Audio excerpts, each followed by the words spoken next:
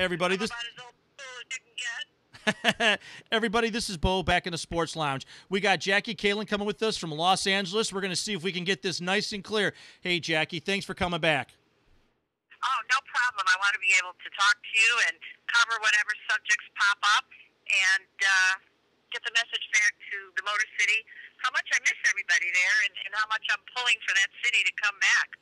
Yeah, I think what's great about sports, it always seems to take our eyes off the many issues that can drag us down. And obviously, right now, the whole state of Michigan is down. It's 14% unemployment. It's supposed to skyrocket even past that at some point in time. So there's a lot going on in the state, but there's a lot of positives going out there right now. And I think some of the work that you put together in boxing and other endeavors like the charity work have really you've been like the bright spot for Detroit. You've gone into a program that's traditionally been very dirty, to say the very least, and you've created this bright spot for a lot of us to follow. When we see your name associated with a boxer, we immediately know class, and that is needed in that sport for so long. Oh, I so appreciate that because I try really hard. The main thing you can really hold on to in life is your integrity and your honesty. And nobody can ever take that away from you if you keep it where it's supposed to be. And that's very important to me. And I love the idea of finding new kids every year that have promise and potential and just need a hand up. They just need somebody to believe in them and give them the opportunity to shine. And there's so much talent. Boxing is still a very viable sport. I think the main problem is there just aren't enough gyms.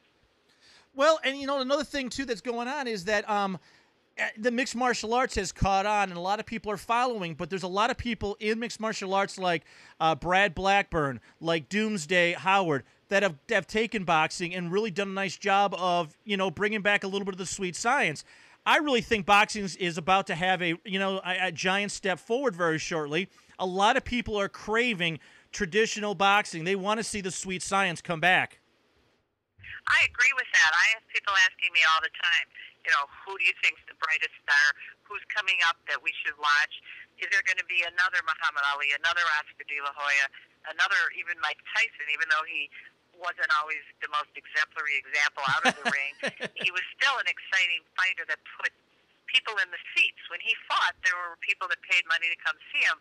And we really don't have a marquee name like that. I mean, Floyd Mayweather, who's from Michigan, if he gets himself together and gets back in the ring and fights Manny Pacquiao, that's going to be a huge fight, and that'll do a lot for the sport. But it takes more than one headline-naming fighter to bring the whole sport back. We hear a lot of stuff on sporting news about boxing, the corruption. They can't get it together. There's too many foreigners involved. I don't think there's too many foreigners involved. I just don't think there's enough people on boxing side to give it its fair share. Everybody seems to take point a finger at why the sport's not succeeding, and nobody's really stepping forward to promoting the fact that there are guys out there doing what's right in sports.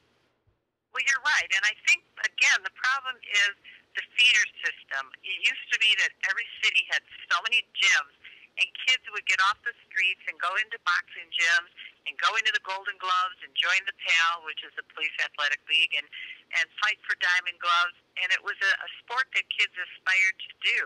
Now it isn't. There are less and less gyms in every city. There's less amateur fights going on all the time. And kids can go into sports like basketball and get a huge contract the first year, and they don't want to spend 3 years boxing to just make a decent payday.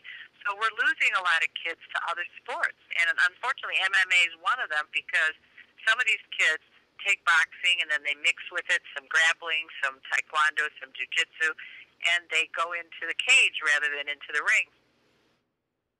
Absolutely. One of the things, too, that we're seeing is that the coaches, Al Mitchell broke this down, and I'm sure because of your experience in the ring, you see this all the time. The experienced coaches or managers that have really, taught the old science, showed them how to move their feet and head together, is slowly going by. There's fewer and fewer of them out there. There's newer faces. We saw that with the Olympic team where our guys didn't exactly represent the United States. I'm not saying in losses, just the fact when they lost, they didn't really exemplify the best in sports.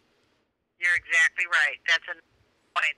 And without good gyms and good coaches, where do we get the talent? Where do we get the next heavyweight champion of the world? And I think people refer to the quote-unquote sport because the heavyweight division is dominated by, the Klitschko's, who are Ukrainian, Russian, and we have a lot of Filipino fighters now who are doing well. And it just seems like the big champions in all the divisions are not American kids. But they could be. We're just not developing it. USA Boxing, the organization, USA Boxing, is kind of dropping the ball, and they're not developing the kids that we used to have. You look at the Olympics in the 60s, 70s, and even into the 80s, our teams were phenomenal.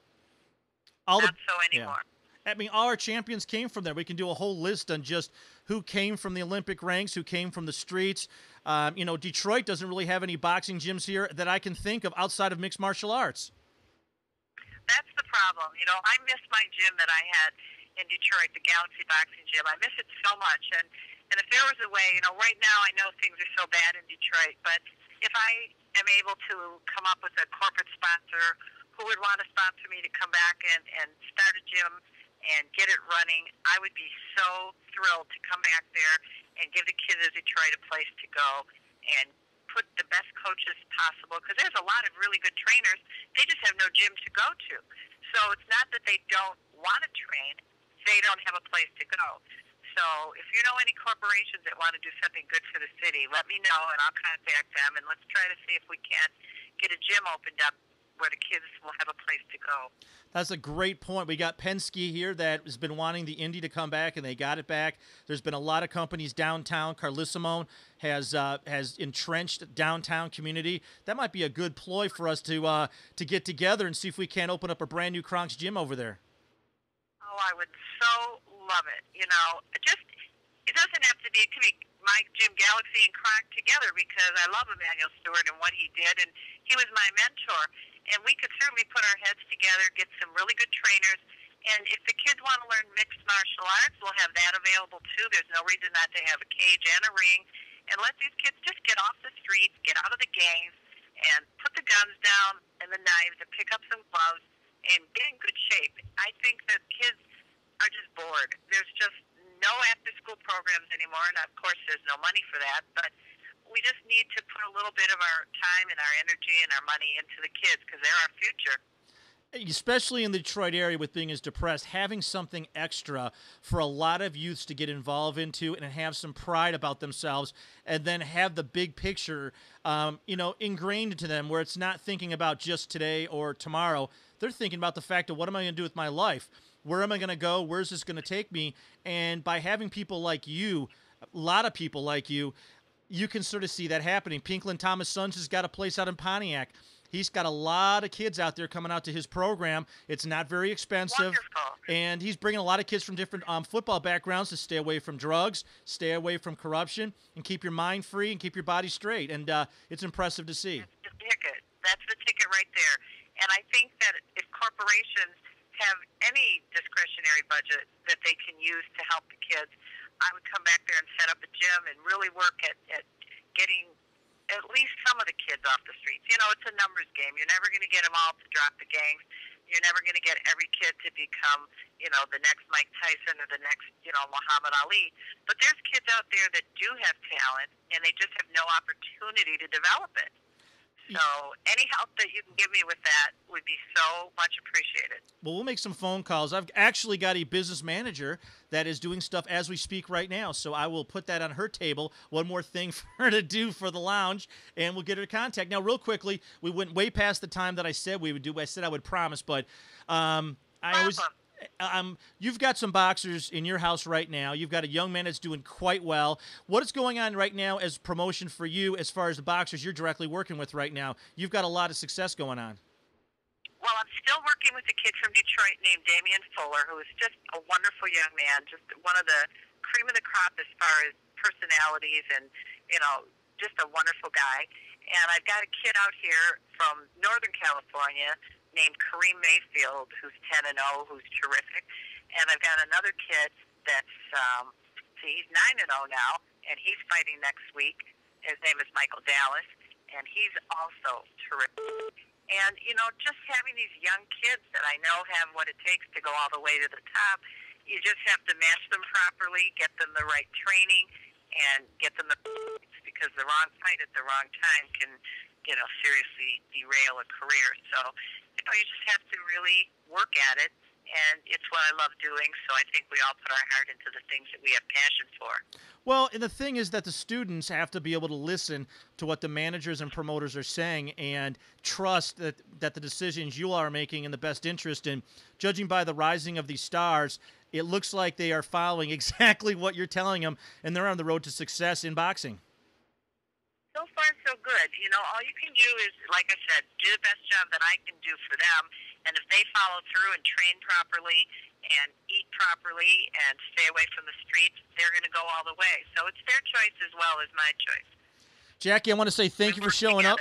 Oh, Jackie. Oh, my pleasure. Anytime. Keep the number and call me whenever you get a chance. We certainly will. Jackie Kallen, L.A. She is the queen of the ring, queen of the ropes, and she's the queen on our show. We love having her. She rocks on. Thanks a lot, Jackie. You take care. Bye-bye, Detroit.